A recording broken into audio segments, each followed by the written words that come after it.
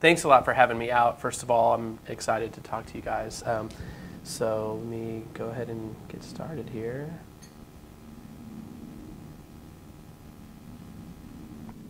All right, I'm Adam Finkelston, and I'm going to talk to you about lots of different things that I do. I make my own art. I'm a photographer. I also publish a magazine, and I teach at Shawnee Mission East High School. I teach photography, and I teach in the advanced placement for visual arts. With my own work, I'm interested in alternative processes. A lot of the things that I do, I think there's a current through them. I'm really interested in bridging or using older processes in conjunction with newer processes, and kind of bridging the history of the medium of photography, and also talking about, from a conceptual point of view, talking about epistemology, or how we know things. As an educator, I'm interested in that. What we know, how we find out about things, how we learn things, and how we hold on to that knowledge, and how that knowledge changes over time. So subject matter-wise, most of my work is about that. Hands feature in a lot of my projects.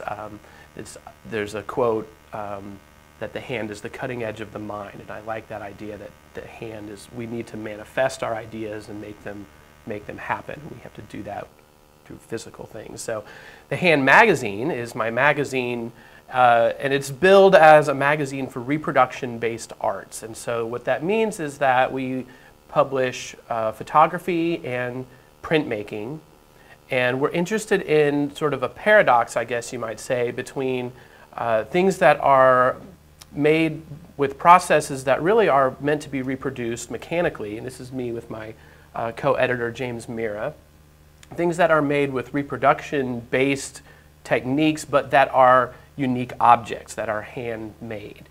So that's where the name of the magazine comes. We've been doing this for 2 years now. We started the magazine in 2013, and we work with artists all over the world that are doing printmaking and photography processes that are handmade. And so we work with college students, graduate students, but also artists that are well into their careers and established. One of the things that we do is limited edition prints. We commission artists to create limited edition prints. We work with local artists, Rodolfo Marone, whose work is up in the top left. Louviere and Vanessa are out of New Orleans, pretty well established. And Ricardo Ruiz is out of Corpus Christi and just graduated from art school. We also curate exhibitions. About last winter, we did one at Missouri Western called Do You Copy? And we had artists also from all over the world, artists from Egypt and Scotland, and also all over the United States that sent work in a really wide variety of media.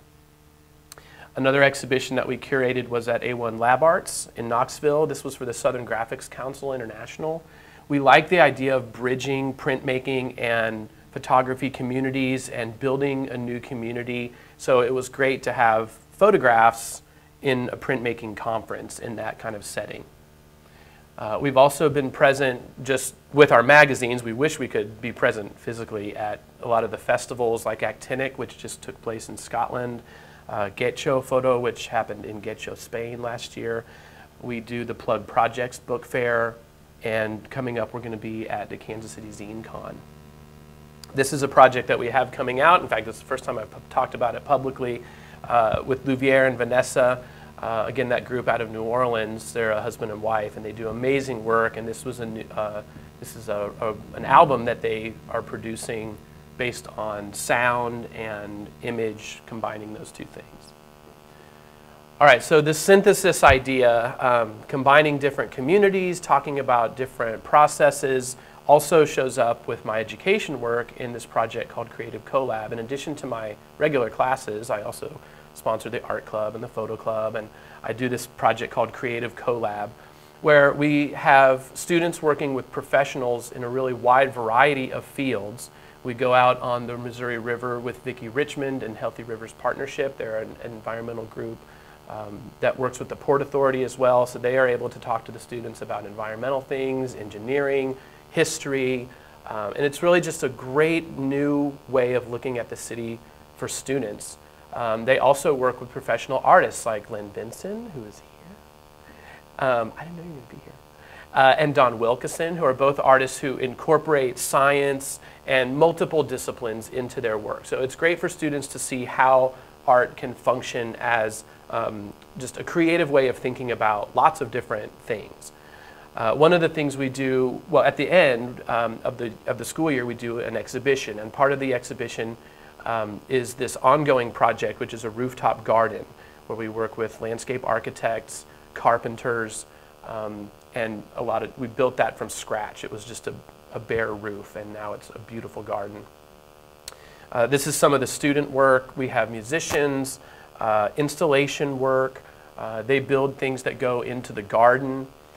So it's really, like I said, it's really just about putting them in contact with professionals who can show them how to do a lot of different things. This is a view of the warehouse where we do the exhibition at Healthy Rivers Partnership. And it's a very raw warehouse space. They sweep it, they paint the walls, they put the art together, they put it up, they do the whole thing from researching all the way to putting the exhibition together. So these are some of my goals going forward for all these different projects. Obviously continuing to produce my own work, showing publicly. I'm showing at the Epstein Gallery coming up next month, also at a show in Australia in January. And then with the magazine, just trying to continue to grow the readership, continuing to work on growing that and doing exhibitions. And then with Creative Collab, just continuing to work with the community and having more partners, more individual artists that we're working with, and really building that community for our students and showing them how they can go off and do whatever they're going to do, but be creative and collaborate with a lot of other people about it. So that's it. Thank you. So any questions about what I'm doing?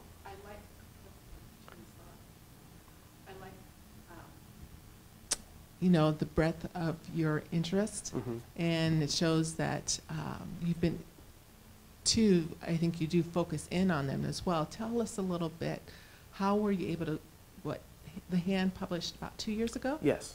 And how were you able to get such a wonderful community behind it?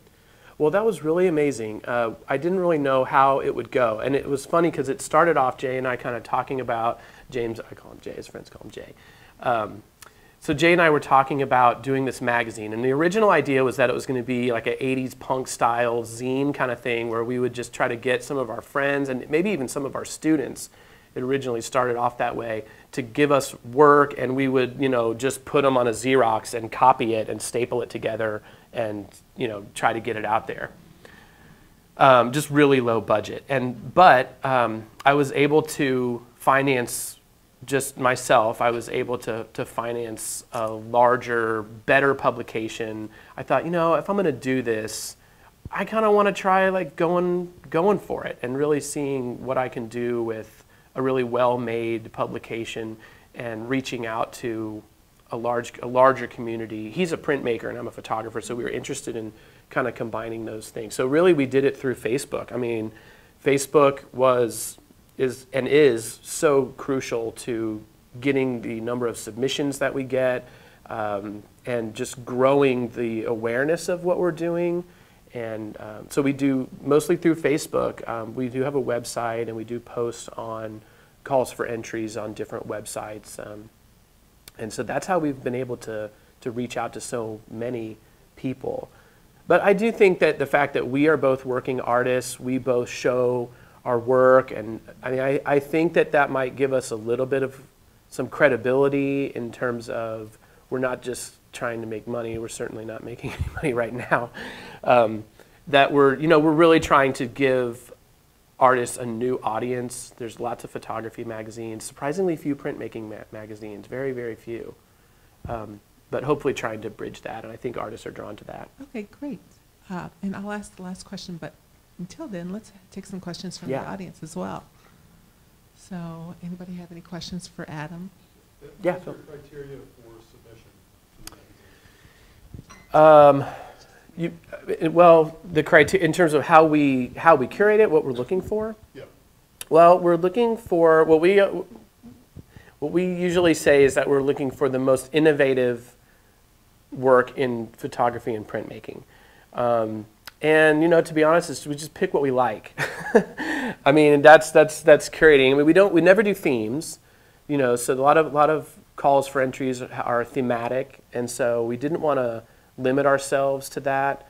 Partly because we thought, well, if we make it a theme, there's like 3 people are going to submit, and that's like a problem we would like to have. We thought, well, maybe eventually we'll have 500 people submitting, and we'll have to do it thematic so that it kind of narrows things down, but we haven't got there yet. So that really opens it up to, and we try to have a really wide variety. So that's kind of what we look for. My tastes are probably a little darker, a little more on like the, I don't know, I guess like the darker kind of weirder, surreal types of things. And Jay, I think, he's more of a designer kind of mind, so I think he looks more at like formal kinds of things. So we really kind of go back and forth. I mean, I defer to him on printmaking things, and he does defer to me on photography things. But it's amazing how much we agree on the things that we like. But we also do try to get a wide variety. So we look for things that are really unique in terms of the processes that they're using or the imagery. The only thing that we really don't publish is like straight documentary photography. There's just so many venues for that, and this is definitely debatable and arguable, but it doesn't so much get at what we are trying to do with the hand, which is that object quality and the manipulation of the image by the artist, the hand of the artist in the image. So that's kind of what we're looking for. Yeah, thanks. Adam, I'm on the board of the Jackson County Historical Society, for example, involved with the Black Archives, and you talked about the multidiscipline programs with kids, and I didn't quite understand what you're doing. Do you see any way to work with history and this multidiscipline thing, and with maybe historical societies to educate and get that message out for people? Absolutely, yeah. I mean, that's something that would be a really great resource for us. When we go out on the river, the people that we do that with, Healthy Rivers, and some of the artists that we go out with, we've also had architects from BNIM, and they just know a lot about the history of the city. We can see the rock where Choteau landed and things like that. So we just kind of talk about it that way. And I think that the students looking at the city from that vantage point gives them a different connection to the city, and hopefully they try to get into the history of the city more on their own. But it's not, the Creative Collab thing is a weird kind of, I call it a strange beast, because it's not necessarily historical or scientific or even artistic. It's kind of really whatever the students want it to be. And we just try to show them all the things it could be. So, but yeah, working with historical archives, we have had, at one time, a man named Vladimir Kirstik, who does the Kansas City Design Center, had some really great maps that he showed the students that he got from the library. So we do try to utilize those resources, and that's one of my goals, is to open it up and look at other groups that we can work with, and I'd definitely be interested in working with a archive company or group. Great.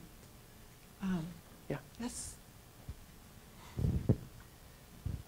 I'm curious how you fuse the old with the new as quickly as technology is growing these days and older things are being phased out. How do you go about doing that? Well, I don't necessarily try to stay up on like the very latest technology. To me, it's more of a general trying to fuse antiquarian photographic processes like hand-coded papers and things like wet plate collodion, processes that were used a long time ago, and fusing that with digital processes like just making the digital negative, for example. I like the idea of making something that's new, as an artist, making something that is created, you know, and that, like you see with the magazine, that's what we're looking at, is the hand of the artist. I definitely appreciate documentary photography, but personally I'm not as interested in that. So it's just two different ways of making an object, and just utilizing technology as a tool to print out a negative. It's maybe just easier that way, or I can combine elements together, Photoshop things together, and then print them in a way that looks old, you know, looks like an antiquarian process, but is arrived at through digital means. So it just kind of blends those two things together. Did that answer the question? Is that okay? Thank you.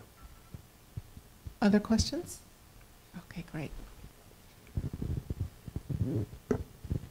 Mine isn't as much a question as a cue for you to tell one more thing that I'm aware of that you were doing or did. When the magazine was younger, maybe, I don't know that you're still doing this, but I really thought it was so clever that you were doing that thing with the hand photographed around the world, showing the magazine in the hand. Would you elaborate? Yeah, so that's,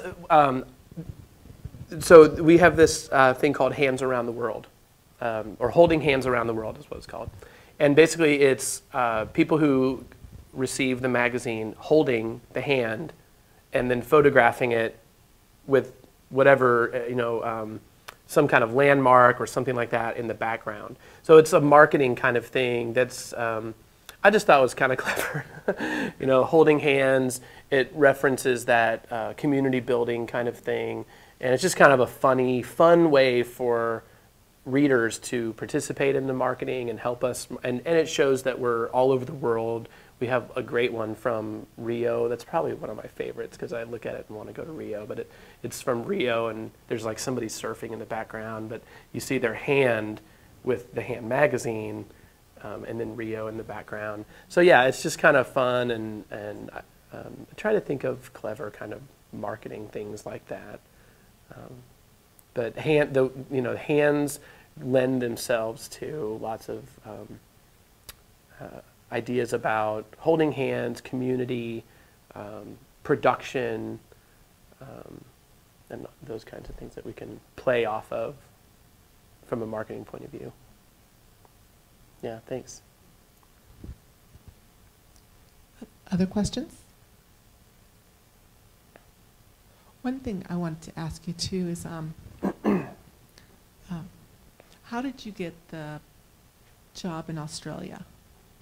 That was a call for entries that I did.